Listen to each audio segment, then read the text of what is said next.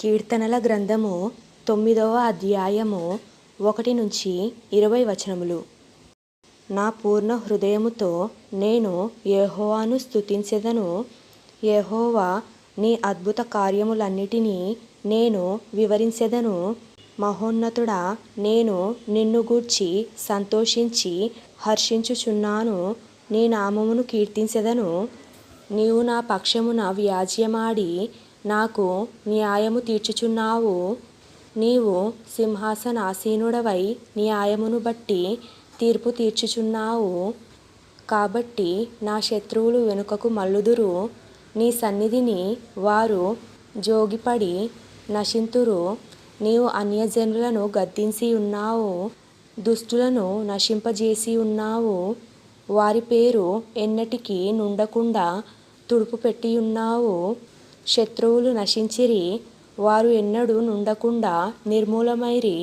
నీవు పెళ్లగించిన పట్టణములు స్మరణకు రాకుండా బొత్తిగా నశించెను. యెహోవా శాశ్వతముగా సింహాసనాసీనుడై ఉన్నాడు. న్యాయము తీర్చుటకు ఆయన తన సింహాసనమును స్థాపించి ఉన్నాడు. యెహోవా నీతిని బట్టి లోకమునకు తీర్పు తీర్చును. యథార్థతను బట్టి ప్రజలకు న్యాయము తీర్చును. నలిగిన వారికి తాను మహాదుర్గమగును. ఆపత్కాలములలో వారికి మహాదుర్గమగును.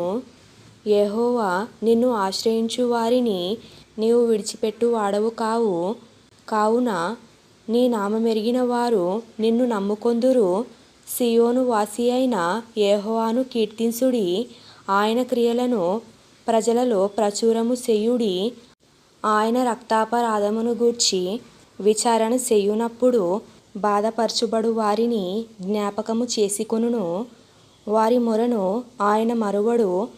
నేను నీ కీర్తి అంతటిని ప్రసిద్ధి చేయుచు సీయోను కుమార్తె గుమ్మములలో నీ రక్షణను బట్టి హర్షించునట్లు యెహోవా నన్ను కరుణించుము.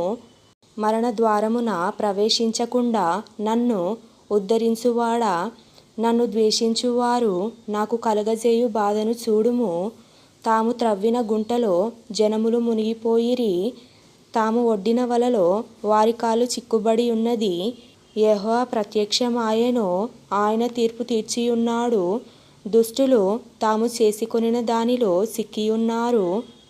దుష్టులను దేవుని మరచు జనులందరూ పాతాళమునకు దిగిపోవుదురు. దరిద్రులు నిత్యము మరువబడరు. బాధపరచుబడు వారి నిరీక్షణాస్పదము ఎన్నటికీ నశించదు. యెహోవా లెమ్ము, నరులు ప్రబలకు పోవుదురుగాక. నీ సన్నిధిని జనములు తీర్పు పొందుదురుగాక. యెహోవా, వారిని భయపెట్టుము. తాము నరపుత్రులమని జనులు తెలిసికొందురుగాక.